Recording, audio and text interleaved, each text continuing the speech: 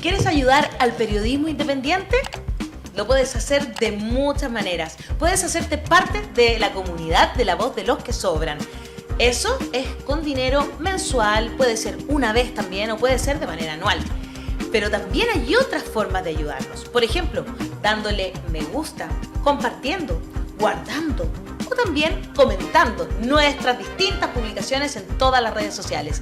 Y lo más importante, suscríbete a nuestros canales, al de YouTube y al de Facebook, para que nos veas todos los días y cada vez que comienza un programa de La Voz de los que Sobran.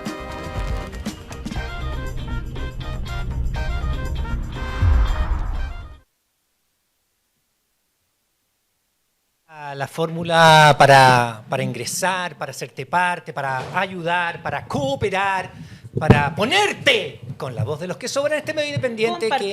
Compartir. Me gustear. Ay, inventando verbos. Sí. Es que bueno. Sí. No me ponga esa cara, porque en los idiomas sajones es más común juntar palabras. Usan cada expresión estos sajones. Juntan palabras. Nosotros no tanto, no lo hacemos tanto acá en Latinoamericanita. Oye, bueno, con nosotros está Rodrigo Carmi, académico, experto en estos temas, y entró y dejó la embarrada al tiro. ¿Qué hizo? ¿Sí? ¿Qué hizo? ¿No te diste cuenta, Hassan? No. Hassan estaba con los audífonos, no escuchó. ¿Volcó el agua? ¿Volcó el agua? Dijo que no estaba de acuerdo con tu teoría. Interesante, ¿cuál teoría? Se viene debate. Muy bien. Se viene debate. Yo no me doy cuenta. No, pero era sobre el origen de Jamás.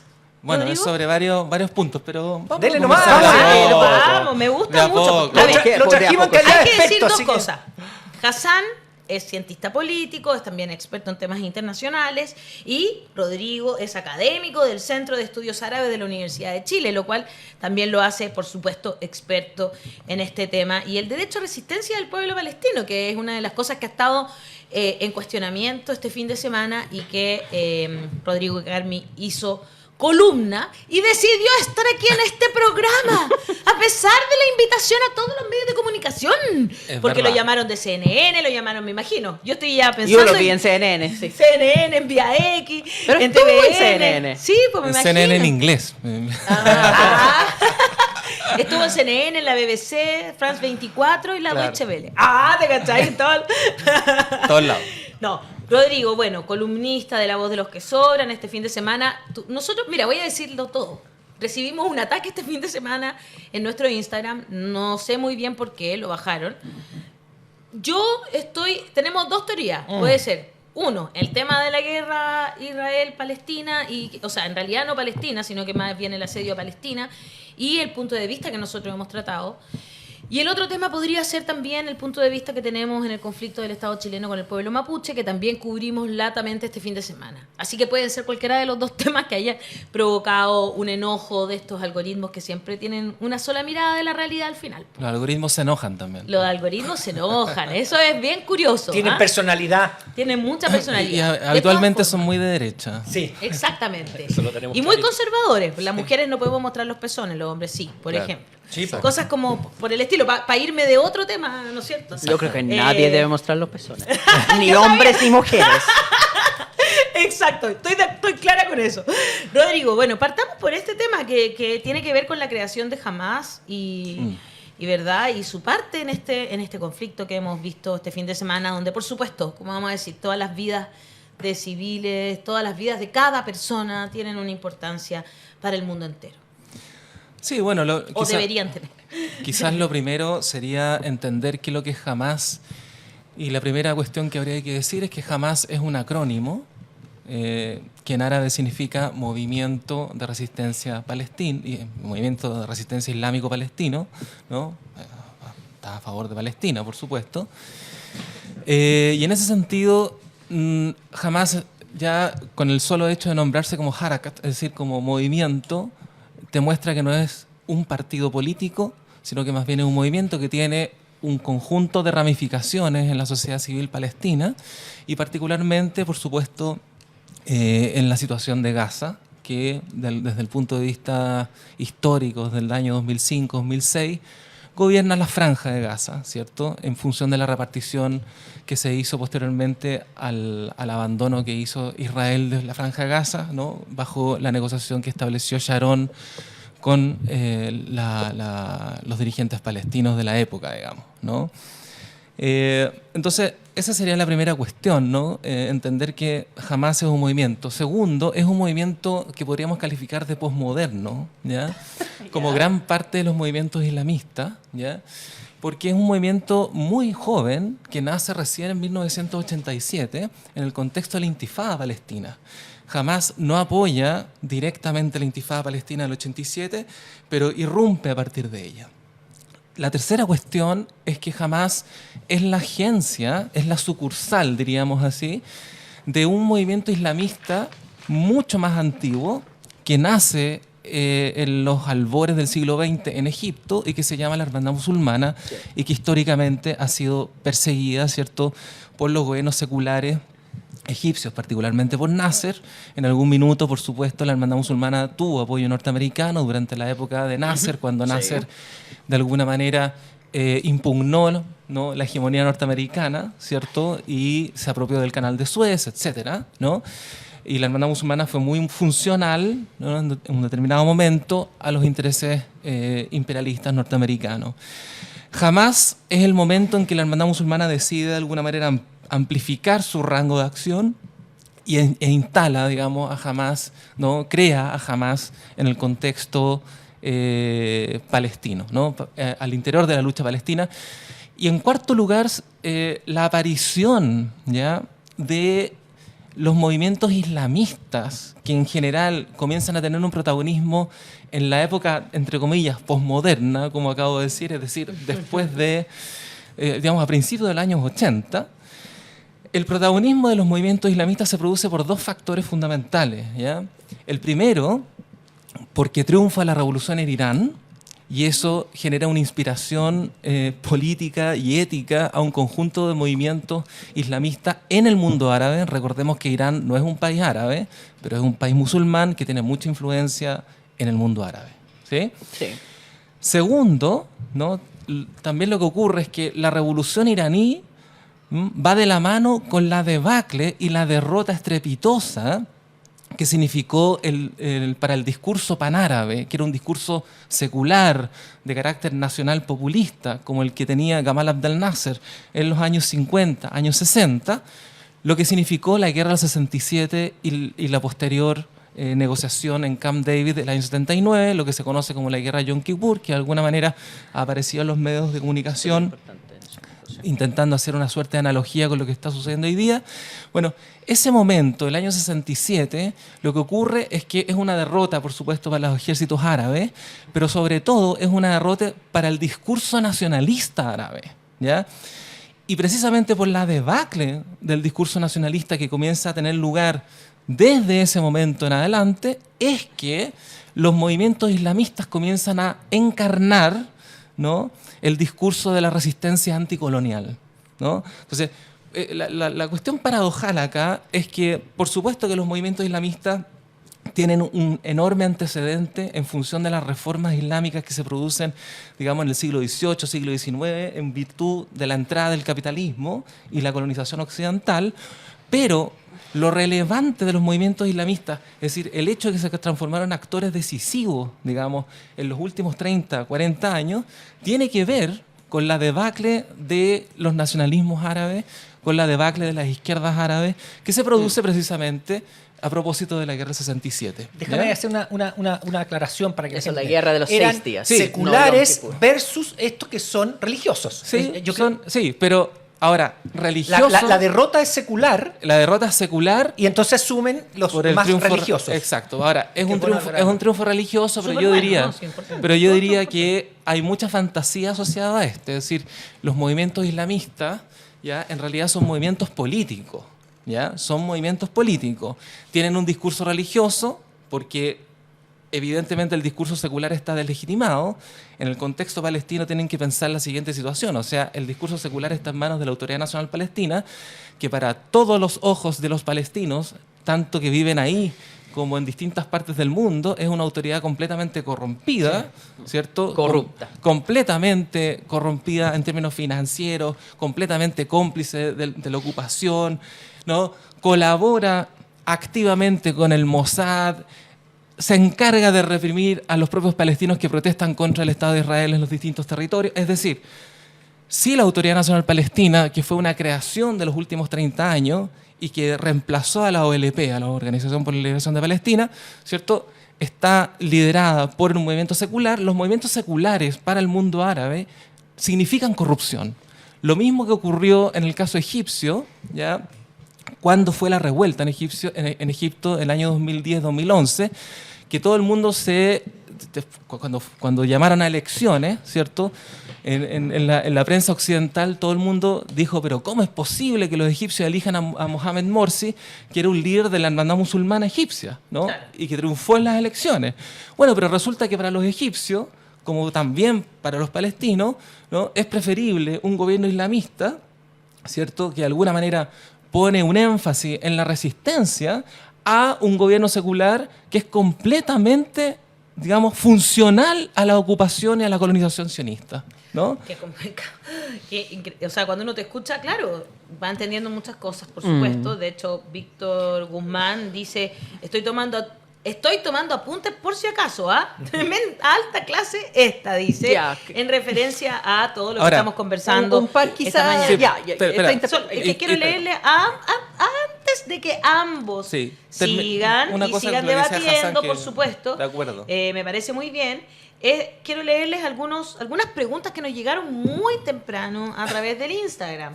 Y hay mucho interés en entender bien el tema sobre Hamas, porque también todo el mundo sabe acá en nuestro país, digamos, que nos cuesta a nosotros tener una prensa en que los temas se tomen con altura de miras este tema, Claro. y con fondo, digamos, porque no nos podemos quedar solo en las formas. Aquí efectivamente tenemos que hablar de contexto, tenemos que hablar de geopolítica, de historia, tenemos que hablar de muchas cosas. Sí, wow, exactamente lo mismo dije yo, igual que Hassan, cuando vi la cantidad de preguntas que tenemos. Por eso les quiero leer algunas. Dice, ¿cuál era el objetivo de Hamas? ¿O solo querían tirar más leña al fuego? También buena preguntan, pregunta. ¿Gran Bretaña reconoce el inicio del conflicto por no cumplir el tratado con Palestina? Rojas Mauricio dice, ¿cómo es el Estado que busca instalar Hamas más allá de la resistencia armada? ¿Son los únicos?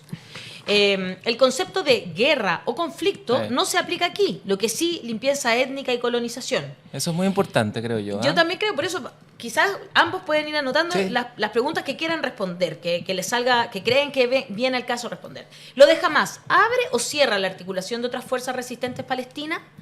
¿Crees que la Liga Árabe hará algo o solo serán palabras de buena crianza? La Liga Palestina Árabe- libre. La Liga Árabe es tan eficaz como UNASUR. Digámoslo así. Ahí está la mejor respuesta. Esto no es bueno. ¿Es el sionismo el verdadero gran culpable? Pregunta también Narcisa. Y Toraza dice, ¿por qué el gobierno apoya a Israel? Y se refiere al gobierno chileno, ya algo analizó Hassan también. Y aquí, ¿a qué hora? En la entrevista ya estamos al aire y la única salida para este conflicto podemos eterno responder a es... esa pregunta. ¿A qué hora de la entrevista? Esa es la Ahora. única pregunta que podemos responder. Sí. Ahí les leí algunas preguntas para que ustedes empiecen a armar, o sigamos entre todos armando esta conversación. Espérate, que quiero corregir ahí lo que dice la cuña, que no es que los movimientos islamistas retoman el discurso nacionalista árabe, los movimientos islamistas retoman el discurso de resistencia, ¿no? El discurso de resistencia. No, el discurso ¿no? nacionalista, no son nacionalistas. No, sí. o sea, son nacionalistas en cierta manera, pero en virtud del lenguaje musulmán. O sea, en ese sentido, por ejemplo, si uno quisiera establecer una diferencia entre el Estado Islámico y Hamas, por supuesto que existe una diferencia abismal entre el Estado Islámico y Hamas. O sea, el Estado Islámico no tiene una vocación, por así decirlo, pro-palestina, y en cambio Hamas es una agrupación pro-palestina que se orienta al interior de un movimiento de liberación nacional. ¿Ya? Hassan. A ver. A ver. Vamos, Yo- me parece muy ya. interesante que haya contrapuntos también, porque esa No, es la pero idea no es de un este contrapunto. programa. Lo que pasa es que lo que dijo Hassan respecto de que Hamas había sido creado por Israel, Yo matizaría un poco solamente. Es decir, es verdad que en cierto momento, sobre todo cuando estaba Fue Yasser apoyado. Arafat, jamás fue potenciado por Israel precisamente para desestabilizar la autoridad que tenía Arafat en ese minuto, ¿no? Pero una cosa es que haya sido creado y otra cosa es que haya sido impulsado. Yo diría que fue más bien impulsado, porque también creo que hay que ver el contexto general precisamente de esta debacle del discurso nacionalista que tiene un acontecimiento fundamental como la Guerra del 67, ¿no? Creo que vale la pena entrar un poquito en la historia de esto, pero para rápidamente saltar a lo que está pasando en este momento, porque el ataque que está ocurriendo en este momento, que hay una guerra declarada por Netanyahu y hay que analizar este momento, pero para poder entender la coyuntura actual, sí hay que entender los actores con un poco de historia. Y en ese sentido, comparto gran parte de o todo, casi lo que dijo Rodrigo. Sin embargo, a mí me parece que hay un actor que está un poco invisibilizado en lo que dices, ¿no? Porque menciona mucho el nacionalismo árabe. La frase izquierda salió una vez en todo lo que dijiste y muy al final. Yo empiezo cuando hago el análisis, por ejemplo, de la revolución islámica en Irán, ¿ya? Claro, Con la izquierda. El Partido Comunista Tudeh de Irán, ¿por qué no pudo avanzar? ¿Ya? Yo tengo amigos que crecieron conmigo en Londres, que fueron refugiados, que apoyaron la revolución islámica, que fue una revolución que se hizo con la izquierda, con el Partido Comunista. Y renglón seguido, ¿ya? En esos acuerdos que pusieron, encarcelan a toda la izquierda. ¿Cómo se permitió eso? Y no solamente la izquierda, también a sheikhs y agrupaciones islamistas que estaban más a la izquierda, que tenían una vocación teológica de la liberación. Eso es muy propio de la época de la revolución iraní. Y la posibilidad de barrer con la izquierda en el Medio Oriente, no solamente en el mundo árabe, pero precisamente en Irán, es producto de una política anticomunista de Estados Unidos en alianza con las dictaduras locales. Entonces, la posición del Shah de Irán, que es tumbado en la revolución islámica, podrían matar a todos los comunistas, no había problema, pero no podía cerrar las mezquitas, porque su base de apoyo, una base de apoyo conservador, donde esa gente quería ir a la mezquita. Entonces hay una protección, la misma protección que gozan los fundamentalistas islámicos en Afganistán. Cuando uno dice... Sí, los talibanes. Que, los talibanes, claro. Exactamente. Y los mujahideen que fueron financiados por Estados Unidos. ¿Ya? Hay un símil importante acá. Estados Unidos va apoyando a grupos de fundamentalismo islámico en su lucha anticomunista. Entonces hay una izquierda en el mundo árabe que tenía una visión que no es la visión corrupta de los secularistas de Fatah, que es el movimiento más o menos centrista. O del Baas, por ejemplo. O el Baas que estamos hablando de Siria, de Irak, que también eran del socialismo árabe, pero hay una posición ahí importante, bloqueado. El Frente Popular para la Liberación de Palestina, organización marxista, de una posición intachable, no corrupta para nada, pero destruido desde una posición anticomunista, que permitieron crecer a los no comunistas, a los no izquierda. Sí. ¿Ya? Y esa visión de bloquear a la izquierda ha creado esta creación religiosa, ese fundamentalismo religioso. Claro. Ahora, es bien importante, de todas maneras, que, por ejemplo, entrando ya en la coyuntura palestina, que evidentemente no tiene mucho que ver o está muy alejada de lo de Irán, digamos, pero para entrar en la coyuntura palestina, hoy día, de la misma manera que fue el 2014 cuando Israel bombardea, digamos, sistemáticamente la Franja de Gaza, hoy día no es solamente, digamos, la incursión de milicias palestinas, no es solamente articulada por Hamás. Hay una solidaridad en Gaza, precisamente con movimientos como el Frente Popular, por ejemplo, con movimientos como la Yihad Islámica. Es decir, es un conjunto de agrupaciones que evidentemente están lideradas por Hamás porque es el que gobierna, ¿no?, la zona. Pero lo interesante es que esta incursión de las milicias es una incursión que no está simplemente articulada por Hamás, sino por una serie de otras agrupaciones palestinas, ¿no? Por eso es que no se puede reducir todo este conflicto de hoy día, digamos, a Hamás como una organización dentro, digamos, Claro. dentro de otra, sino que lo que está en juego es también, ¿no?, un conjunto de formas de liberación del movimiento palestino en general. Hamás es una expresión de ese movimiento, pero no totaliza a ese mismo movimiento. Te pongo el ejemplo, te pongo el siguiente ejemplo. En los años 60, finales de los años 60, años 70, cuando estaba la OLP vigente, la Organización para la Liberación de Palestina, que era una organización de carácter secular, que tenía una estructura federal de articulación a nivel mundial, donde la diáspora palestina tenía voz y voto, en fin. Cada vez que habían incursiones de la OLP en Israel, siempre la OLP fue calificada de terrorista. ¿Ya? Hoy día podía ser Hamás. Mañana podría ser otra agrupación que tuviera tal o cual otra ideología. Da lo mismo. Siempre, desde el punto de vista israelí, cualquier impugnación que el movimiento palestino haga a su propia hegemonía será calificada y reducida a la noción de terrorismo.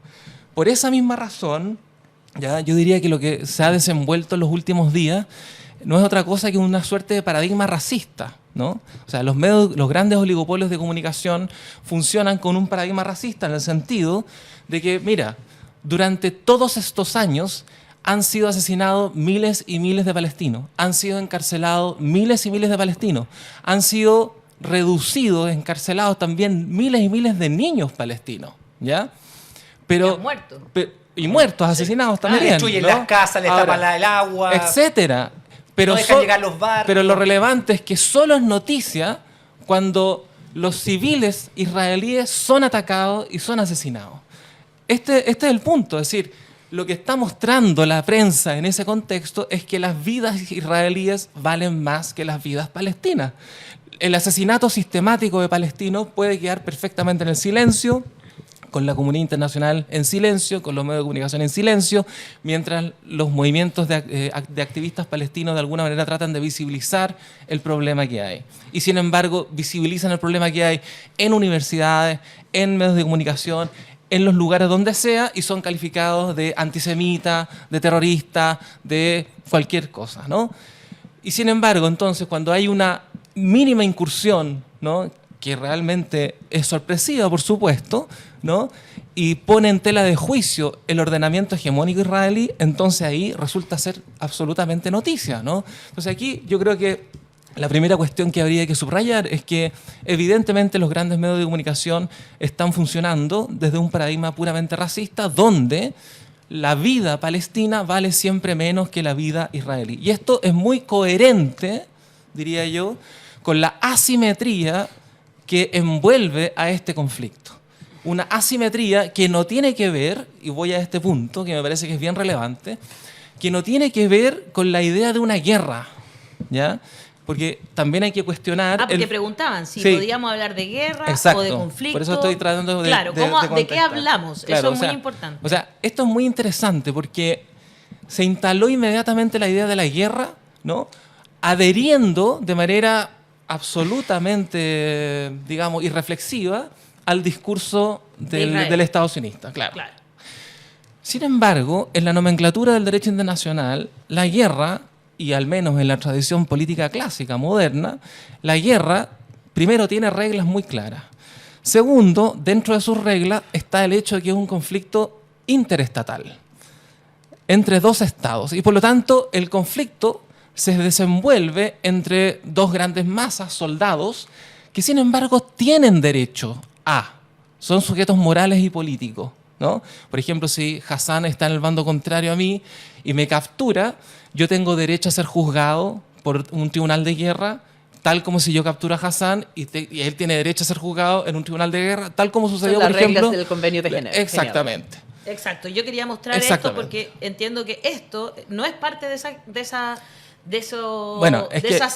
reglas que incluso tiene la guerra, es como que justamente, esto que estamos viendo, que Israel bombardea entonces el cruce fronterizo de Rafah entre la Franja de Gaza y Egipto para impedir la movilización y la entrada de ayuda humanitaria en la Franja de Gaza. Ahora, el punto es que yo creo que uno de los malentendidos o uno de los problemas que tenemos para analizar la cuestión palestina es que la cuestión palestina no se desenvuelve como un conflicto interestatal, se desenvuelve como un conflicto de naturaleza colonial. Y en los conflictos coloniales, el grave problema es que los conflictos coloniales son realmente profundamente barbáricos, ¿no?, tal como podemos recordar a propósito de la guerra de Argelia, porque desde el punto de vista de los colonos, desde el punto de vista del imaginario colonial, los colonizados no son sujetos de derecho. Y como no son sujetos de derecho, podemos hacer cualquier cosa sin tener que responder a ningún derecho habido y por haber, ¿no?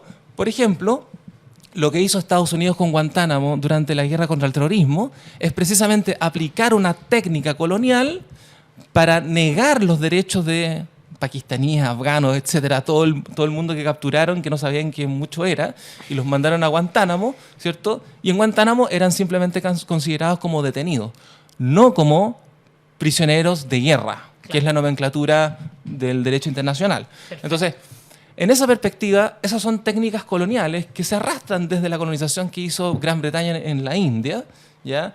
Por ejemplo, la famosa detención automática, que hoy día la aplican varios gobiernos del mundo, también era una técnica otrora colonial, ¿cierto? Y que se aplica sistemáticamente también en Palestina. Hay miles de prisioneros en Palestina que están esperando que se les diga de qué se le acusan, ¿no? Eso yo lo encuentro tremendo. Entonces, ¿de qué estamos hablando en la situación palestina? No estamos hablando de una guerra en el sentido regular de la palabra. Estamos hablando de una guerra de colonización, de una colonización particular donde precisamente lo que se desenvuelve ya es lo que los palestinos, la historiografía palestina, denomina la Nakba. Una cosa, y con esto termino, una cosa que me ha llamado profundamente la atención en estos días de asedio mediático es que Asedio mediático. es que nunca ha aparecido la palabra árabe, Palestina, en los medios de comunicación denominando que esta situación es parte de la Nakba, es parte de lo que los palestinos denominan Nakba, que en árabe significa nada más ni nada menos que catástrofe. La catástrofe es, ¿no?, la historia de la colonización sistemática por parte del Estado de Israel que perdura hace 76 años. Catástrofe o tragedia, dice también que es como la denominación que se le da. ¿Podemos hablar de conflicto entonces? Así como nosotros hablamos del conflicto del Estado chileno con el pueblo mapuche, ¿podemos hablar del conflicto De ese tipo. de ese los sentido, pueblos? sí. Claro, en ese sentido sí, entonces, ¿no? Claro. Para poder hacer Es referencia decir, a esto, es digamos. decir, es el conflicto. ¿Cómo lo llamamos? Claro, es el conflicto entre un pueblo y un Estado, Eso pero te un decía pueblo que que no pertenece al Estado. es Un muy pueblo que no loco tiene eso. Estado y un Estado, ¿cierto?, que quiere colonizar completamente a ese pueblo. Ese es el punto. Es qué complejo. Hassan, Ya. querías tú Y también... y termino con esto, solamente Dale, por favor. para enmendar algo que repitió la Ale 2 veces, que me parece que hay que matizarlo. Es decir, la cuestión palestina no es un conflicto milenario.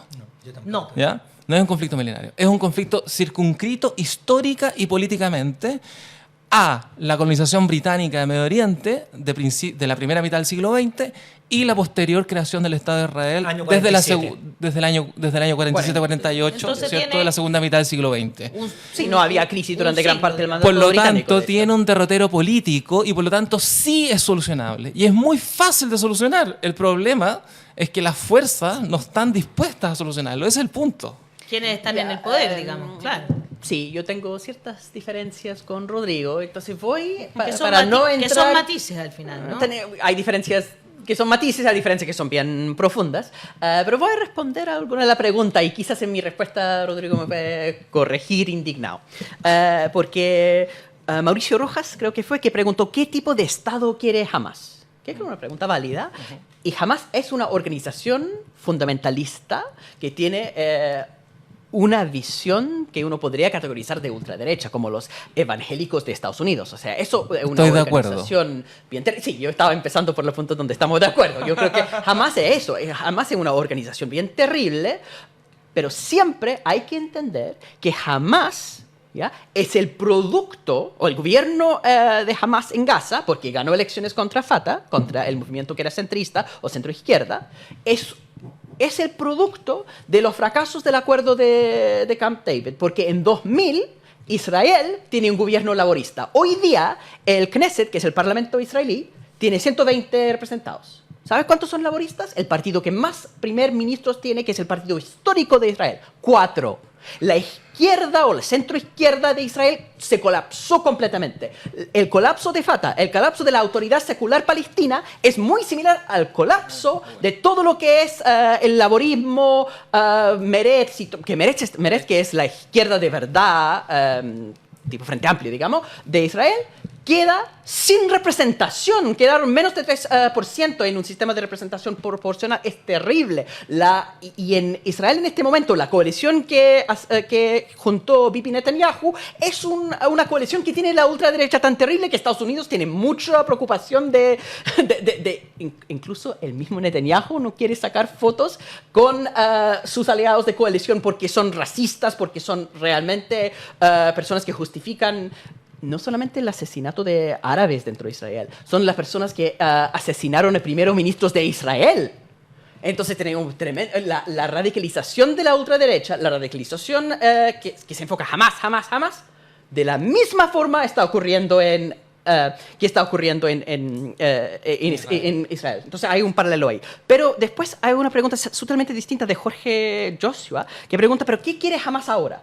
Y yo creo que es importante entender que la política de Netanyahu, que es una política que hizo Donald Trump, de hecho, toda la política internacional de Donald Trump lo hizo Netanyahu, que tiene mucha cercanía con el Partido Republicano más tradicional, es llegar a presentar a los palestinos un acuerdo de hechos consumados de paz, porque querían la normalización, la paz, con todos los demás países árabes. Y después quieren decir a los palestinos, no tienen que aceptar todo lo que nosotros ponemos como condiciones para tener un mínimo de paz, porque todos tus aliados están con nosotros. Lograron con lo que se llaman los acuerdos de Abraham, durante el gobierno de Trump en 2020, la normalización de la relación con los Emiratos Árabes, después con Bahrein, después entró Marruecos, Sudán, varios países que son aliados tradicionales de la causa palestina. Entonces, la normalización que estaban llegando al corazón de esto, que es Arabia Saudita. Arabia Saudita quiere una normalización con Israel, principalmente porque quiere inversión extranjera directa y quiere tecnología de Israel. Y en eso hay fuertes deseos de Mohammed bin Salman, que es el príncipe de Arabia Saudita, de llegar a acuerdo con Israel. De hecho, dijo el ministro de Relaciones Exteriores de Arabia Saudita este año, vemos muchos beneficios para la región entera de una normalización de relaciones.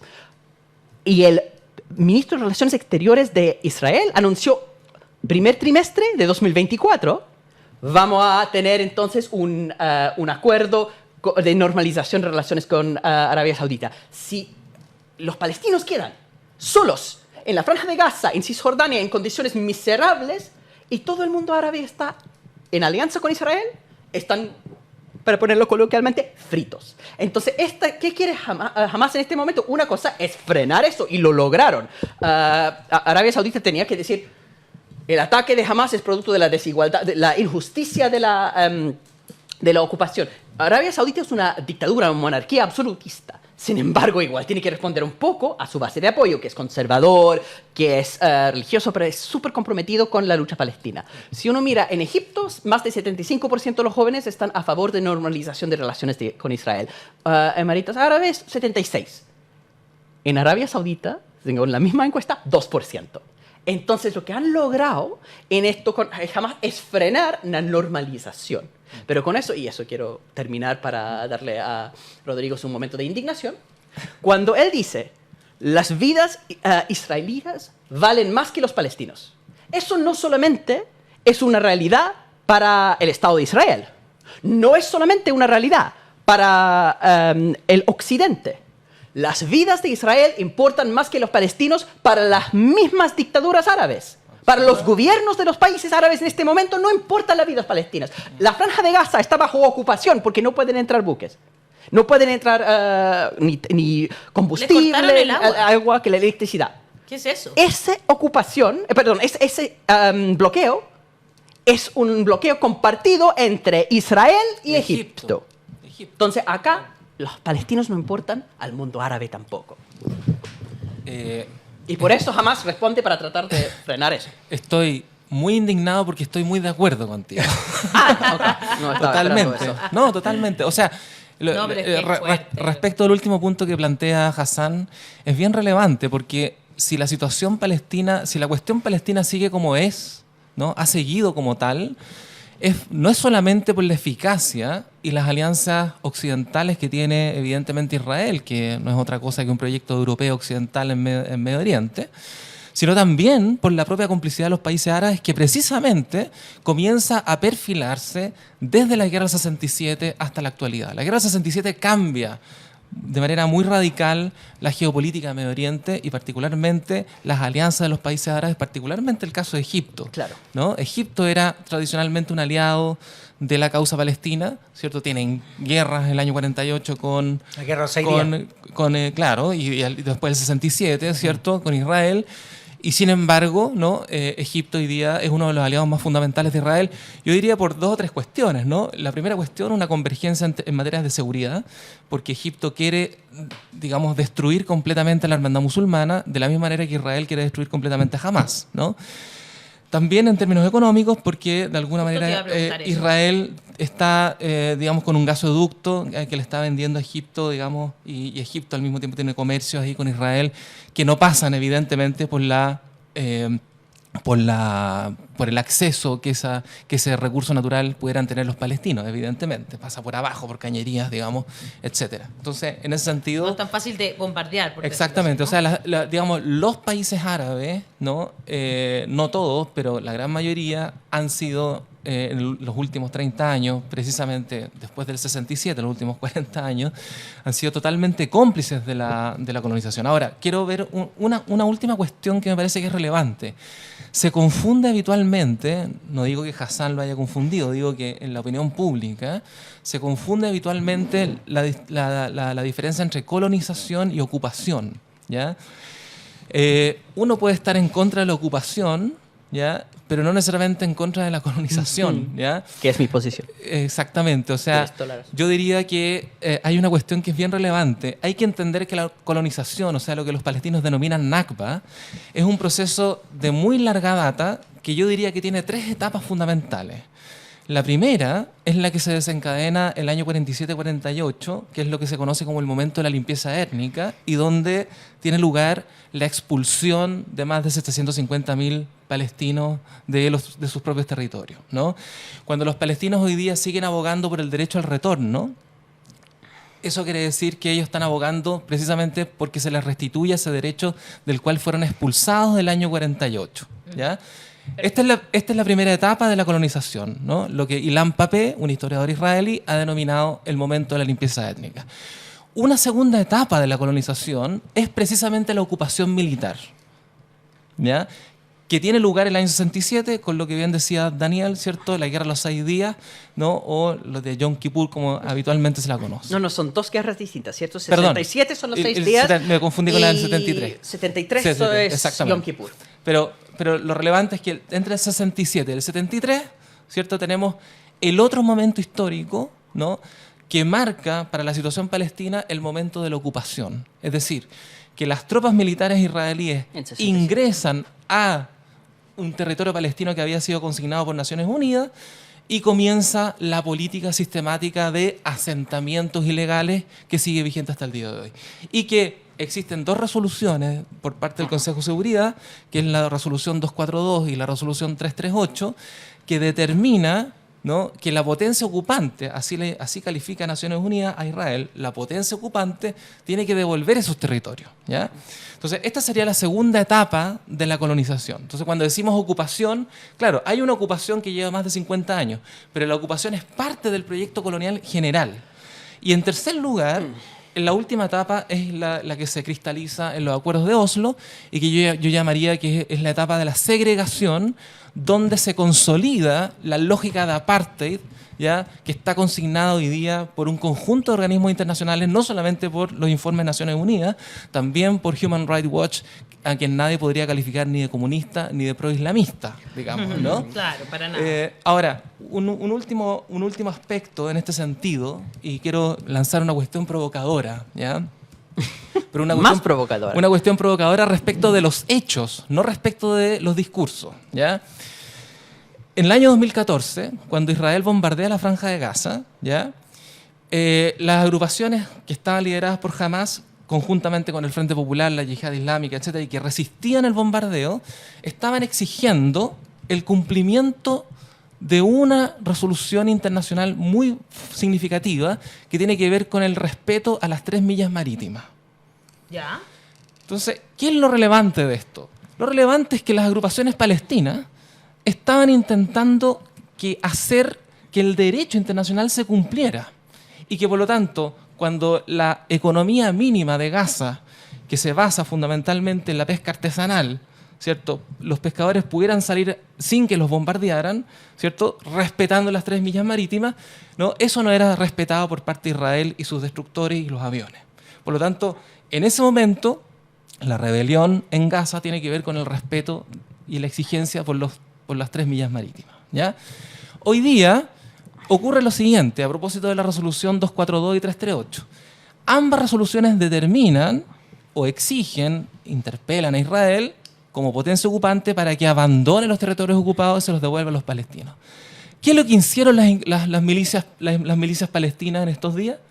Intentar recuperar precisamente ese territorio que el propio derecho internacional consigna, ¿no?, como legítimo. Entonces, por más que suene raro, inverosímil lo que estoy diciendo, hay que notar que la acción palestina,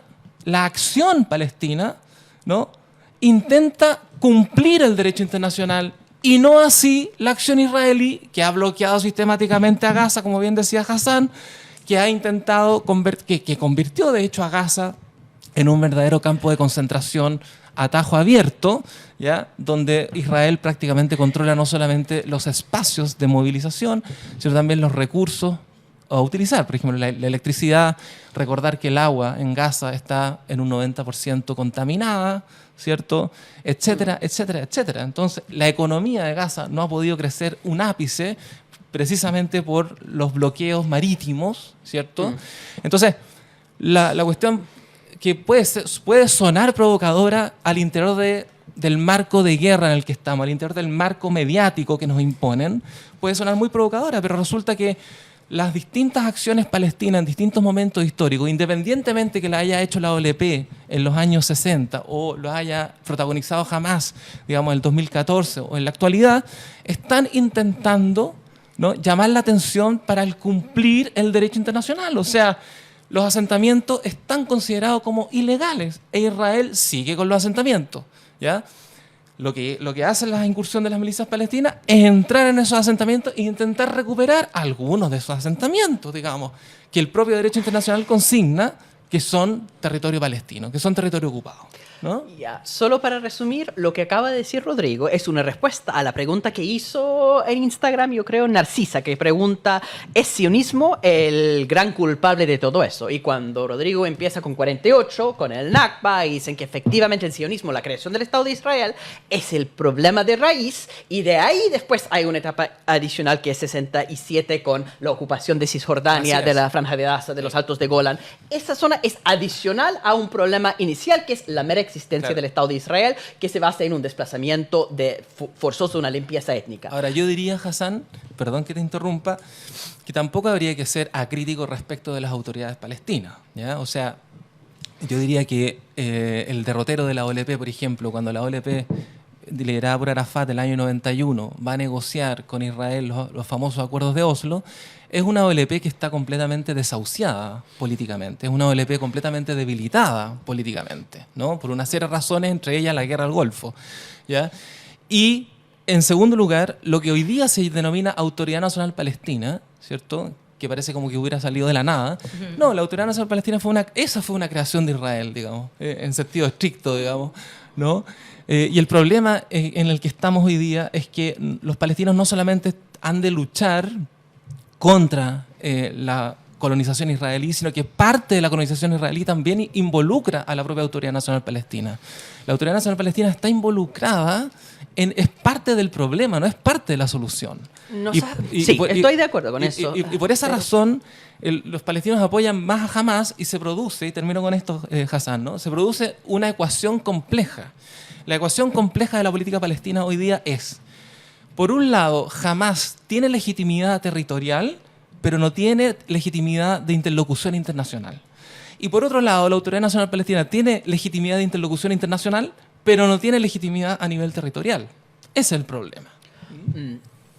yo creo que nos ha costado generar un debate porque yo realmente estaba esperando un desacuerdo con mi posición muy crítica al mundo árabe por su complicidad con la situación miserable de los palestinos.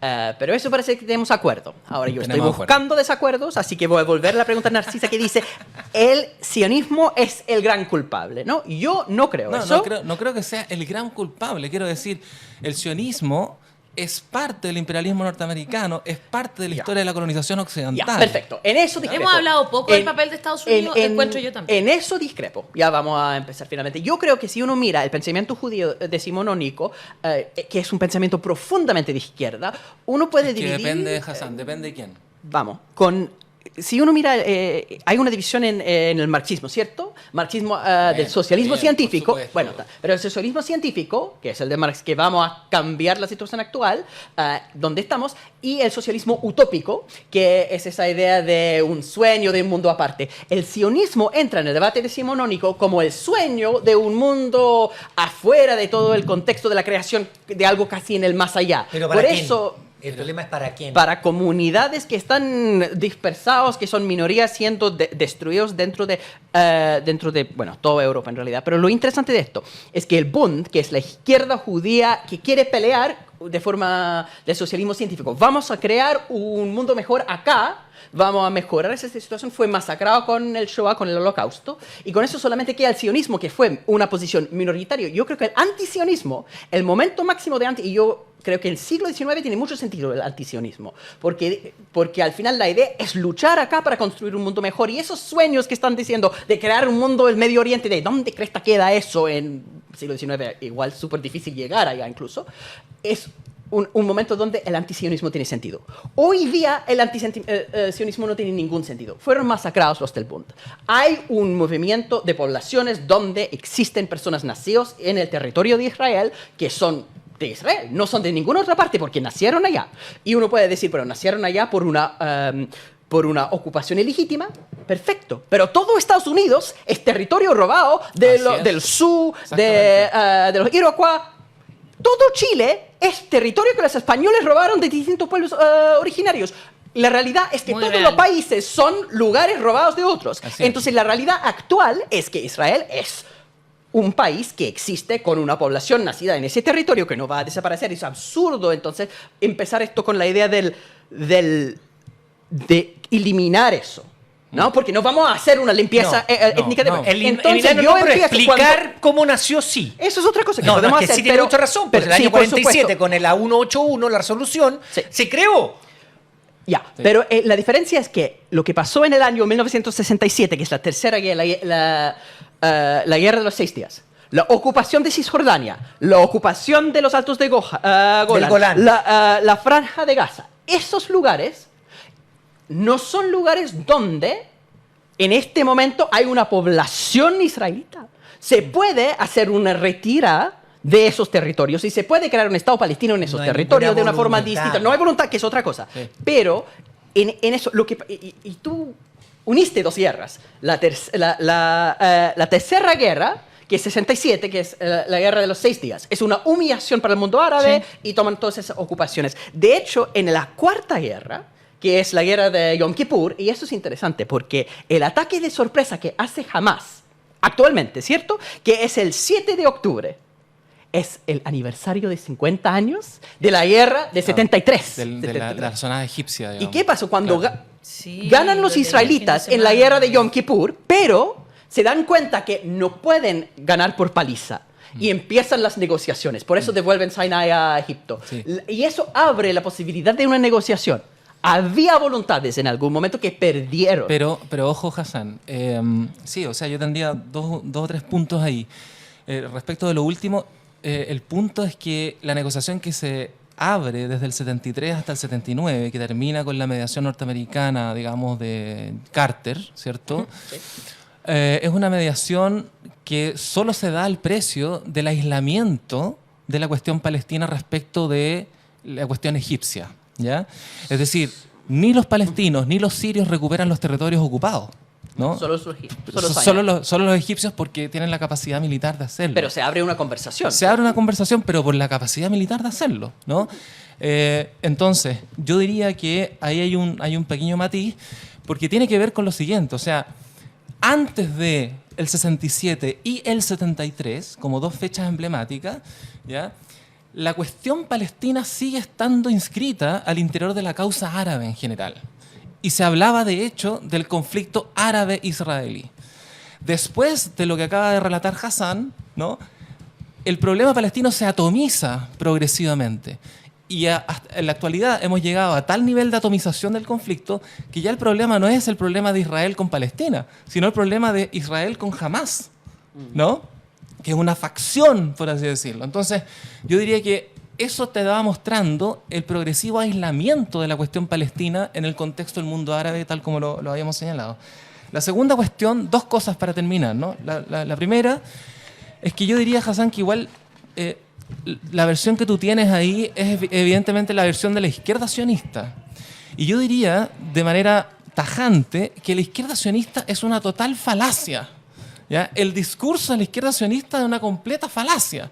El discurso de la izquierda sionista siempre dice lo siguiente, y esto lo digo porque hay un intelectual israelí que tiene un libro que se llama Las falacias de la izquierda sionista, ¿ya? Y él mismo era de esa izquierda, digamos, ¿ya? Y lo que dice, ¿no?, es una autocrítica, digamos. una autocrítica, claro, ¿no?, que dice lo siguiente: la izquierda sionista sostiene que antes del 67 el proyecto sionista era muy bueno, era muy lindo y era emancipador, anticolonial. Y después del 67 se militarizó el proyecto sionista y terminamos donde terminamos. Eso está totalmente refutado por los propios archivos que ha desplegado el Estado de Israel y a la que los historiadores israelíes y palestinos han tenido acceso para mostrar que ya el 48 hubo una limpieza étnica, que no era tan lindo como cuando se instala, digamos, el Estado de Israel ya el año 48. Entonces eso fue completamente refutado. Ahora, lo que queda, por supuesto, es la progresiva derechización, que tiene razón Hassan. Ahora, yo diría, la derechización, ¿no?, habitualmente dentro de los circuitos de izquierda se culpa a la derechización de la intensificación colonial. Y yo diría que es al revés. Lo que ocurre es que la intensificación colonial, propiciada por las exigencias del capital en función de promover y expandir los asentamientos, genera cada vez más una derechización en la escena política israelí, porque para expandir los asentamientos ilegales se tiene que ocupar una y otra vez más violencia, ¿no?, donde dentro de esas violencias, por supuesto, está la construcción del muro, ¿cierto?, que es un muro que ya está en alrededor de 800 y tantos kilómetros. Y noten ustedes que el diámetro del territorio son 350 kilómetros, que es lo que hace un muro que que mide más del doble que el diámetro entero del territorio palestino, ¿no? Bueno, lo que ocurre es que el muro no viene a dividir territorios políticos, sino que viene a dividir recursos naturales, a aislar aldeas, ¿no?, y a establecer a los colonos. Y este es un punto sobre el cual habría que reflexionar, porque se ha condenado permanentemente, y me parece de manera un poco irreflexiva, el que la incursión de las milicias palestinas haya tocado a los civiles, cosa que por supuesto es terrible y es malo y es condenable. Pero la pregunta es ¿por qué los civiles están ahí?, ¿no? Y es que hay que hacerse la idea de que la colonización sionista no es una colonización simplemente militar, es una colonización que tiene a los civiles como punta de lanza, sobre todo en la campaña, sobre todo en el contexto de los asentamientos. Exactamente. ¿Ya? Los asentamientos, digamos, el Estado impulsa a los civiles a establecerse en los asentamientos como colonos, ¿ya? Y eso produce una serie de fricciones que evidentemente están respaldadas por el ejército israelí, ¿no?, por las cortes israelíes, con las cuales, como bien decía Daniel hace un rato atrás, ¿cierto?, los colonos pueden entrar a una casa de los palestinos, sacar a los palestinos y decir, esta casa desde aquí en adelante va a ser completamente mía, porque desde el punto de vista del imaginario colonial, ¿no?, los colonizados ni siquiera tienen estatuto de propietarios. Los palestinos no tienen estatuto de propietarios. Los palestinos pueden haber estado viviendo ahí por milenios y llega un colono, lo saca, y las cortes israelíes favorecen siempre al colono, no al colonizado, ¿no? Entonces, la situación de apartheid estructural, ¿ya?, de la que hemos estado conversando. Me gusta ¿ya?, el nombre, apartheid cultural. No, estructural, quiero decir. Estructural.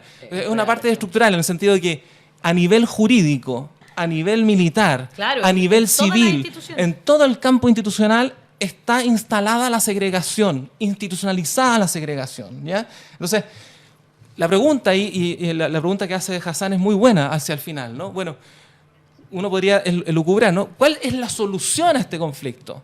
Bueno, la solución a este conflicto evidentemente no consiste en lanzar la limpieza étnica al contrario, digamos, es decir, arrasar con el Estado de Israel y digamos, con la población, etcétera, e instalar una nueva limpieza étnica, porque sería mimetizarse con el enemigo, sería precisamente reproducir la lógica colonial, que es precisamente la que queremos erradicar. Yo creo que la alternativa, y ahí hay varios teóricos contemporáneos, tanto palestinos como israelíes, y no palestinos y no israelíes, que han estado pensando este problema y que de alguna manera, el primero que lo planteó de alguna manera fue Edward Said, es la posibilidad de establecer un Estado plurinacional, ¿no? Un Estado plurinacional que suena muy utópico, muy ingenuo, pero de alguna manera, ¿no?, es la única alternativa que parece medianamente más viable frente a la total colonización del territorio palestino por parte de Israel y por lo tanto la expulsión de la población palestina, ¿ya?, o frente a un escenario de ocupación permanente donde en último término los palestinos van a estar permanentemente subsumidos a una precariedad como la que conocemos hoy día en Gaza. Termino con una última cuestión que me parece que es bien importante. La posibilidad, digamos, de un Estado plurinacional, por supuesto, tiene que ver con una transformación en la correlación de fuerzas. Y lo que está ocurriendo hoy día, ¿ya?, en la política de Medio Oriente, a propósito de lo que plantea Hassan sobre Arabia Saudita, que lanza una declaración en la Cancillería Saudita, que es muy interesante precisamente porque no se pliega, ¿no?, a los intereses israelíes, ¿ya?, es que hace mucho tiempo que Estados Unidos, ¿ya?, ha dejado de ser una fuerza tan central como lo era a principios de los años 90 en Medio Oriente, ¿ya? Y eso también implica, expresa, digamos, se expresa en la aparición, en el relanzamiento de movimientos de descolonización, como es el caso del movimiento palestino. Hay que entender que el movimiento palestino es un movimiento de liberación nacional, es un movimiento de descolonización, ¿ya?, y es un movimiento que requiere de solidaridad, porque los palestinos sabemos que estamos absolutamente solos, siempre, ¿no? Bueno, este es un tema que no vamos a cerrar hoy, no vamos a llegar a una conclusión exacta ni cerrada, ¿no es cierto?, sobre este tema, y sabemos que lamentablemente hay mucho interés en esto, pero nosotros tenemos que cerrar también porque todavía tenemos una sección y nos están esperando las personas de La Voz de las Mujeres, de Prodemu, que están hoy día acá, y le agradecemos profundamente a Rodrigo Carmi el haber estado acá en el programa analizando esta temática. Quizás debimos haber estado todo el programa hablando de esto, porque es difícil también darle un cierre, ¿no? Es complejo. Va a tener que volver, Rodrigo. Hay muchas preguntas y hay mucho yo los interés. invito a que tomen nuestro diplomado en el Centro de Estudios Árabes, porque es la manera de Eso, instruirse, digamos. pura sobre publicidad estos acá. temas. Aquí, aprovechando la publicidad. Hassan también. ¿Cuánto cuesta? Barato. Beca para La Voz de los que sobran. Eso. cáchese, bueno, Beca para la tiempo. comunidad de los que Eso, sobran. eso. Bueno, beca también. Beca, no. Descuento también para la comunidad de los que sobran si tú quieres comunicarte con Stingo y Asociados. Acá está. Hola, ¿sabías tú que tu empleador tiene la obligación de proteger tu salud, tu vida e incluso la higiene en la empresa? Y que si ese empleador, por ejemplo, te acosa laboralmente, o no te paga tu sueldo en la fecha que corresponda, o no paga las imposiciones previsionales, ¿puedes demandarlo? Sí, con un autodespido. Está consagrado en el artículo 171 del Código del Trabajo. Y el juez lo obligará a pagar las indemnizaciones por años de servicio y la indemnización sustitutiva del aviso previo. Puedes consultarnos en el WhatsApp más 569 870 4821. La consulta tiene un costo de 30.000 pesos. Stingo y Asociados, te estamos esperando.